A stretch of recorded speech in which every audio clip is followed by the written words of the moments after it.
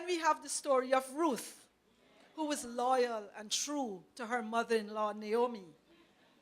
She learned to value and listen to another woman's advice.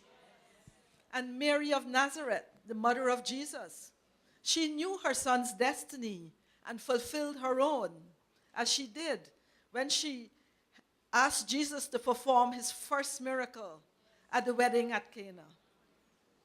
And then there were Shiphrah and Puah, two midwives, who were ordered by the Pharaoh to kill any male baby born to Jewish slaves in Egypt. They defied Pharaoh's edict and did everything they could to ensure that those babies stayed alive. And then we talk about Rahab, the prostitute, who spied for Joshua. And we all know what happened to the walls of Jericho.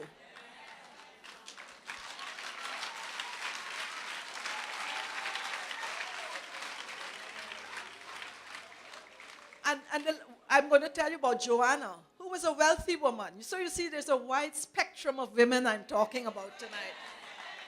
She was married to a nobleman who was so inspired by Jesus' teachings that she became his disciple and traveled in a group of women who supported Jesus.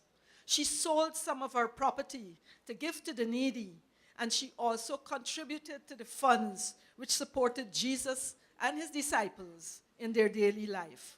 And these are just a few examples from the Bible. We can remember the Queen of Sheba, the Samaritan woman, the crippled woman, the woman with the issue of blood, who were healed by Jesus, Martha, Mary Magdalene, and I can go on and on. Now, I'm not saying that anybody should drive a tent peg in anybody's head.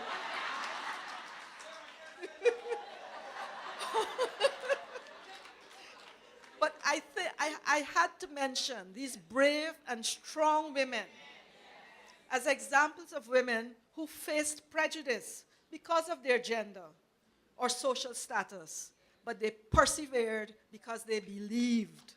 They were strong, they had faith, and they believed in themselves. They set a course and followed the path until they achieved their objectives. They overcame. Only this morning, I was reading the newspapers about a man who battered his wife to death. And I also was very distressed when I was reading about some people's responses to the death of those prisoners about whom I spoke earlier. And every day I wonder, where is our common humanity? If we are wounded, only red blood flows. The color does not change because of our race, our gender, our age.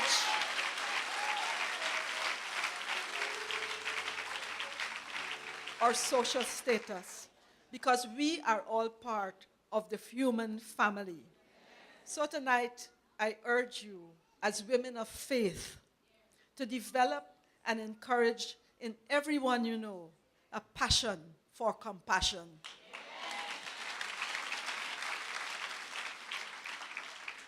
I know it will be hard sometimes because we are all human.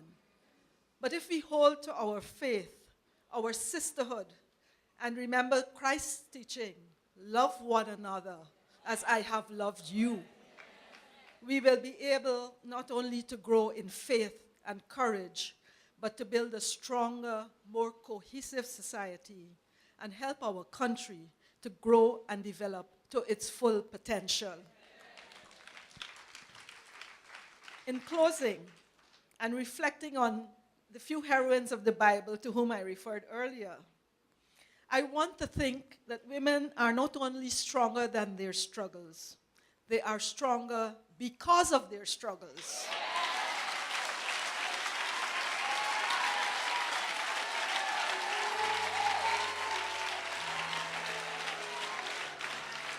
I wish you a blessed, fulfilling, productive conference. Thank you.